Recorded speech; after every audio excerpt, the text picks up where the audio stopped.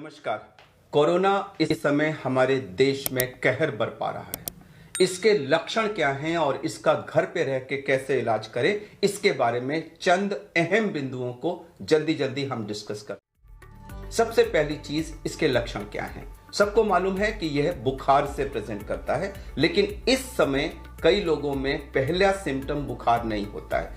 नाक बहना, आंख लाल हो जाना, गले में खराश होना, जुकाम जैसे सिम्टम होना, हेडेक होना, बॉडी एक होना या बदन टूटा टूटा सा लगना, नौशिया, वॉमिटिंग, डायरिया, रैशेस पर जाना, इस तरह के भिन्न भिन्न सिम्टम्स से इस समय ये कोविड शुरू हो रहा है। और कुछ लोगों में बाद में बुखार आता है, कुछ लोगों में बहुत हल्का सा आता है।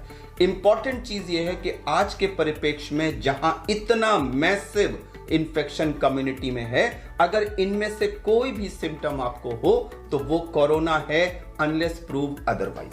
अब इनमें से कोई भी सिम्टम होने की स्थिति में क्या करें? आइडियली हमको तुरंत टेस्ट कराना चाहिए, आरटी-पीसीआर टेस्ट कराना चाहिए। प्रॉब्लम यह है कि इस समय कई जगह आरटी-पीसीआर टेस्ट अवेलेबल नहीं है या उसके लिए वेटिंग लिस्ट है, और आप करा भी लें तो कई जगह 3-3, 4-4 दिन में रिपोर्ट आ रही है। तो जब तक आप रिपोर्ट नहीं आती तब तक क्या करें? सबसे अहम बिंदु इस समय यह है कि कोई भी सजेस्टिव सिम्टम अगर है जो मैंने एन्यूमरेट किए इनमें से, तो आप रिपोर्ट का वेट न करें, तुरंत उसको कोरोना मान के अपने को क्वारंटाइन करें। इस समय जो 3.5-4 लाख के लेवल पे हमारा इन्फेक्शन जा रहा है, उसको रोकने का एकमात्र तरीका यही है कि हर सस्पेक्टेड व्यक्ति टेस्ट की रिपोर्ट आने से पहले अपने को क्वारंटाइन कर ले। अगर आपने ऐसा नहीं किया और 4-5 दिन तक आप अपने को नेगेटिव मान के घूमते रहे कि जब पॉजिटिव डिक्लेयर होगा तब मैं क्वारंटाइन करूंगा, तो उस बीच में आप अपने घर के और अपने आसपास के बहुत सारे लोगों को इन्फेक्शन दे चुके होंगे। इसलिए बहुत अहम बिंदु है कि सस्पिशियस सिम्टम होते ही अपने को क्वारंटाइन करें।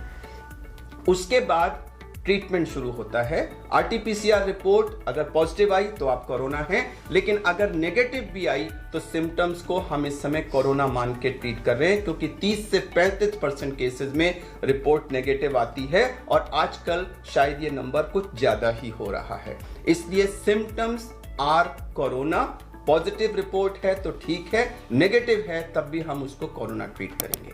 अब आया ट्रीटमेंट पार्ट। तो इसमें 90% लोगों को माइल्ड सिम्टम्स होते हैं जिसका होम ट्रीटमेंट हो सकता है। मगर मैं बता दूं कि होम ट्रीटमेंट का मतलब सेल्फ ट्रीटमेंट नहीं है। होम ट्रीटमेंट का मतलब है घर में रह कर के डॉक्टर की निगरानी में ट्रीटमेंट। आपका फैमिली डॉक्टर हो, आपके आसपास के डॉक्टर हो, गवर्नमेंट हॉस्पिटल के डॉक्टर हो, प्राइवेट हो, जो भी हो, आप टेली कंसल्टेशन करिए, उनसे टेलीफोन पर एडवाइस लीजिए और उसको घर में रहकर फॉलो करिए। ये बहुत अहम बिंदु है। सेल्फ ट्रीटमेंट कृपया ना करें। अब मैं आपको कुछ चंद बिंदु ट्रीटमेंट के बता देता हूं, जिसमें हम 6M अप्रोच जिसको कहते हैं। 6M क्या क्या है? पहला M है मिक्सिंग, यानी कि मिक्सिंग ना करें। दूसरा M मेडिसिन के बारे में। तीसरा M है मॉनिटरिंग अपनी कैसे करें। चौथा M है मील्स के बारे में। पांचवा M है माइंडसेट एंड एक्टिविटीज। और छठा M है मूवमेंट टुवर्ड्स हॉस्पिटल। हॉस्पिटल कब जाने की जरूरत है। इन 6 M को हम जल्दी से डिस्कस कर लेते हैं, मगर मैं दोबारा कह दूं कि यह केवल एक आपकी सहायता के लिए है। कृपया इसको फाइनल डॉक्टर से एडवाइस ना माने। आप किसी न किसी डॉक्टर से टेली कंसल्ट जरूर करें होम ट्रीटमेंट करते समय। पहला मिक्सिंग, जैसा कि मैंने कहा, सस्पिशियस सिम्टम आते ही अपने को घर वालों से अलग करें, उनके साथ मिक्स ना करें, नहीं तो आप उनको भी इन्फेक्ट करेंगे। अगर आपके घर में कई कमरे हैं तो एक कमरा जिसमें अटैच्ड बाथरूम है वो आप चुनिए, उसके अंदर अपने को बंद कर लीजिए। जो दरवाजा बाकी घर की तरफ खुलता है उसको बंद कर दीजिए। अगर उस कमरे में बाहर में खुलने वाली खिड़कियां हैं तो उनको खोल दीजिए। बाथरूम का एग्जॉस्ट ऑन कर दीजिए। इससे आपके सांस से निकलने वाली जितनी भी हवा है, जो एरोसॉल है, वो घर की तरफ जाने की जगह वो बाहर चला जाएगा और घर वालों को संक्रमण का चांस कम हो जाएगा। जो आपका खाना पीना वगैरह आना है वो कमरे के बाहर एक स्टूल रख दीजिए और उस स्टूल पे वो खाना रख देंगे और हट जाएंगे वहां से। आप अच्छी तरह मास्क लगा के दरवाजा थोड़ा सा खोलिए, वो खाना उठा के अंदर ले लीजिए और फिर दरवाजे को बंद कर दीजिए। इससे आप दूसरे लोगों को संक्रमित होने से बचा सकते हैं।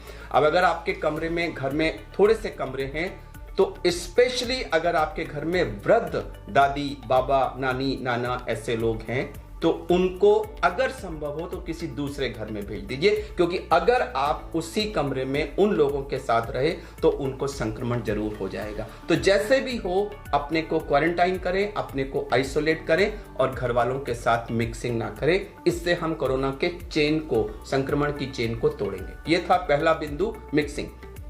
दूसरी बात आई मेडिसिन की। मेडिसिन क्या क्या ले? तो जो मेडिसिन सबसे इंपॉर्टेंट है वो है बुखार को रोकने वाली पैरासिटामोल। बुखार हल्का भी हो सकता है और 102, 103, 104 तक भी हो सकता है।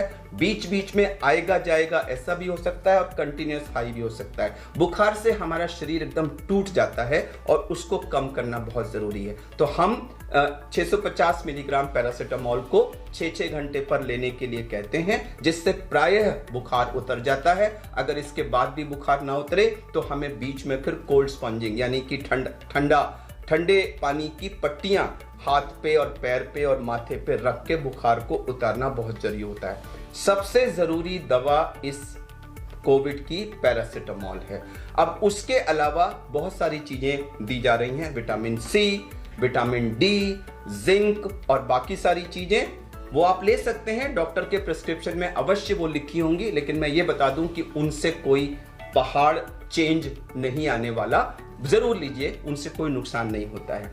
कुछ एंटीबायोटिक्स दी जा रही हैं जैसे कि एजिथ्रोमाइसिन और डॉक्सीसाइक्लिन, वो भी ज्यादातर लोग प्रिस्क्राइब कर रहे हैं। लेकिन मैं क्लैरिफाई कर दूं कि रिसर्च में माइल्ड सिम्टोमेटिक केसेस में उनके देने या ना देने से आउटकम में कोई फर्क नहीं पड़ा है। आप ले लें, मुझे कोई ऑब्जेक्शन नहीं है, लेकिन उनसे गैस्ट्राइटिस वगैरह काफी होती है। माइल्ड केस में अगर आप नहीं भी लेंगे तो कोई फर्क नहीं पड़ेगा। सबसे जरूरी चीज है पैरासिटामोल। अगर आपको गले में खराश वगैरह है तो कोई एंटी एलर्जिक भी लेते हैं, और अगर डायरिया वगैरह है तो उसके लिए भी, नौशिया वगैरह है तो उसके लिए भी टैबलेट्स हैं। मैं टैबलेट्स का नाम यहां नहीं बताऊंगा, मैं रिकमेंड करूंगा कि जब आप डॉक्टर से कंसल्ट करें तो ये बता दें, वो उसके लिए आपको लिख देंगे। तो ये तो थी मेडिसिन।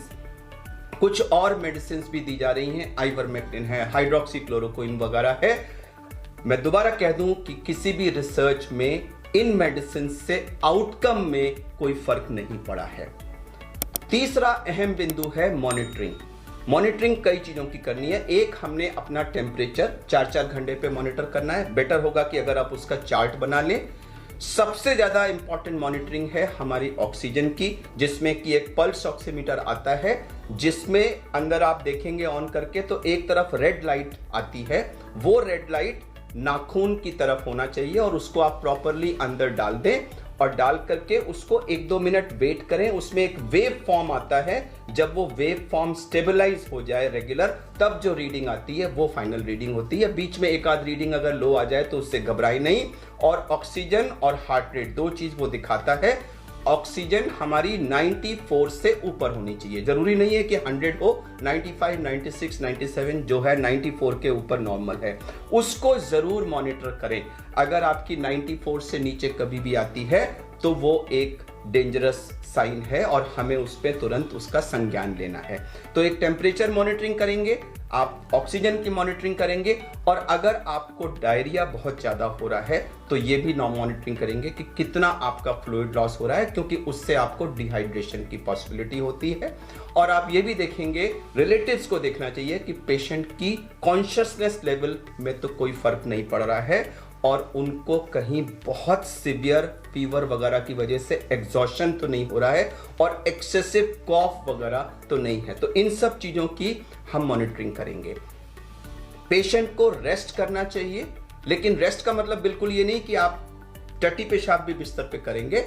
आप रेस्ट करिए, लेकिन बीच बीच में उठिए, थोड़ा बहुत एक्सरसाइज करिए, हाथ को ऐसे ऊपर किया, नीचे किया, शोल्डर को थोड़ा सा मूव किया, चेस्ट को थोड़ा सा मूव किया, थोड़ा सा बिस्तर के आसपास चल लिए, टॉयलेट तक गए, तो थोड़ा बहुत मूवमेंट आपका जरूर होना चाहिए। बहुत अहम बिंदु है मील्स का। लोग बुखार होते ही खाना पीना बंद कर देते हैं या तरह तरह की जंक चीजें खाने लग जाते हैं। सबसे अहम चीज है आपको हाई प्रोटीन डाइट लेनी है, लो कार्बोहाइड्रेट और लो फैट। फैट यानी कि जितनी भी चिकनाई वाली चीजें हैं और खासकर से जो बाजार से आने वाले जंक फूड्स हैं, कृपया उनको पूर्णतः अवॉइड करें। कार्बोहाइड्रेट यानी कि पेस्ट्री और इस तरह की जो मीठी चीजें हैं वो भी जहां तक संभव हो कम से कम मात्रा में लें। आपको प्रोटीन चाहिए। प्रोटीन किस में मिलेगा? नॉन वेज फूड में प्रोटीन होता है, लेकिन उसको कम से कम घी में बनाएं। एग्स में प्रोटीन होता है, वेजिटेरियंस के लिए पनीर में प्रोटीन होता है, सोयाबीन में 40% प्रोटीन होता है, तो सोयाबीन का आटा का रोटी बना लें, सोयाबीन की किसी भी तरह की प्रिपरेशन ले लें, इन सब में प्रोटीन होता है। फ्रूट्स को, फ्रेश फ्रूट्स को ज्यादा से ज्यादा मात्रा में लें। फ्रेश फ्रूट जूस भी ले सकते हैं। जो कैंड जूसेस वगैरह बाजार से आते हैं उनको जहां तक संभव हो अवॉइड करें। बहुत इंपॉर्टेंट है कि आप हर थोड़ी थोड़ी देर में, आधे आधे घंटे में कुछ ना कुछ खाते रहें, ताकि पेट में कुछ ना कुछ खाना पहुंचता रहे, जिससे गैस्ट्राइटिस कम होती है। पानी की मात्रा यानी पीने वाली यानी लिक्विड्स की मात्रा 24 घंटे में 2.5 लीटर से ऊपर होना चाहिए, अनलेस कि आपको किडनी की या हार्ट की कोई प्रॉब्लम है और फ्लूइड रिस्ट्रिक्शन पे है तो अलग बात है। अगर आप नॉर्मल पर्सन हैं तो आपको 2.5-3 लीटर फ्लूइड जरूर लेना है, जिससे बॉडी में डिहाइड्रेशन ना हो। तो ये हुई हमारी मील्स की बात। बहुत अहम बिंदु है हमारा माइंडसेट और हम कैसा सोच रहे हैं। इस समय पूरा देश एक पैनिक की स्थिति में है, हर घर इसकी वजह से टेंस है। मैं आपको बता दूं कि जब हम पैनिक्ड होते हैं, टेंस होते हैं, परेशान होते हैं, तो उस समय हमारे शरीर में बहुत सारे स्ट्रेस हार्मोन्स रिलीज होते हैं। एड्रेनलिन उनमें से एक है। उस समय हमारे शरीर की स्थिति ऐसे ही होती है जैसे कि गाड़ी को आप फर्स्ट गियर में जब स्टार्ट करें। आप इमेजिन करिए अगर आप किसी गाड़ी को फर्स्ट गियर में स्टार्ट करके 100 किलोमीटर ले जाएं तो इंजन का क्या हाल होगा। तो उसी तरह से अगर आप अपने को टेंस रख के कई दिन तक रखेंगे तो सोचिए शरीर पे कितना बुरा असर पड़ेगा। हमारा इम्यून सिस्टम कम हो जाएगा, हमारे बॉडी की इन्फेक्शन को लड़ने की कैपेसिटी कम हो जाएगी। तो कृपया अपने को रिलैक्स करिए, कुछ रिलैक्सेशन एक्सरसाइज करिए, योगा वगैरह करना चाहें तो वो करिए, और माइंड सेट पॉजिटिव करिए कि this shall also get over. यह समय भी निकल जाएगा, यह समय भी निकल जाएगा। जिस भी भगवान या जिस भी गॉड को आप मानते हैं उसकी प्रार्थना करिए, थोड़ा सा पूजा पाठ करिए, रिलेटिव से बातें करिए, कुछ न्यूज़पेपर पढ़िए, जो म्यूजिक आपको पसंद है वो सुनिए, लेकिन ध्यान को डाइवर्ट करके अपने को पैनिक नहीं रखना है। अगर आप पॉजिटिव माइंडसेट में रहेंगे तो मैं आपको विश्वास दिलाता हूं कि आपकी रिकवरी फास्टर होगी, और अगर आप बिल्कुल पैनिक और टेंस मोड में रहेंगे तो आप अपने को मॉडरेट या सीवियर डिजीज की तरफ पुश कर रहे हैं। अब आखिरी बिंदु आया कि रेड फ्लैग यानी डेंजर साइंस क्या क्या हैं और किस स्थिति में हमें होम केयर को अबैंडन करके अस्पताल भागने की जरूरत है। कभी भी अगर आपका ऑक्सीजन 94 से कम आ रहा है तो आपको तुरंत हॉस्पिटल को संपर्क करना चाहिए।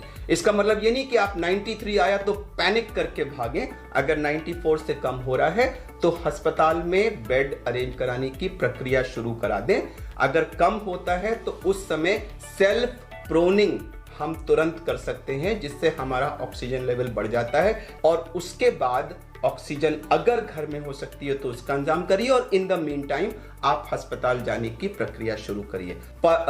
ऑक्सीजन कम होना, continuous fever, excessive coughing, exhaustion, severe diarrhoea और ऑल्टरेशन इन सेंसोरियम, तो ये 6 रेड फ्लैग साइंस यानी खतरे के लक्षण हैं। इनमें से कोई भी अगर दिखता है तो आप होम आइसोलेशन को अबैंडन करके आपको तुरंत अस्पताल जाने की जरूरत है। तो ये हमने कुछ चंद उपाय बताए हैं, लेकिन अंत में मैं दोबारा ये कहना चाहूंगा कि ये वीडियो डॉक्टर की एडवाइस या रिप्लेसमेंट नहीं है, ये केवल आपकी मदद के लिए है। होम आइसोलेशन का मतलब सेल्फ ट्रीटमेंट नहीं है। होम आइसोलेशन का मतलब है किसी डॉक्टर की टेली कंसल्टेशन के अंडर में घर में स्वयं ट्रीटमेंट। इसमें बताई गई बातें आपको होम ट्रीटमेंट में थोड़ा सा मदद करेंगी। सुनने के लिए धन्यवाद। आपकी जल्दी रिकवरी की कामना करते हुए आप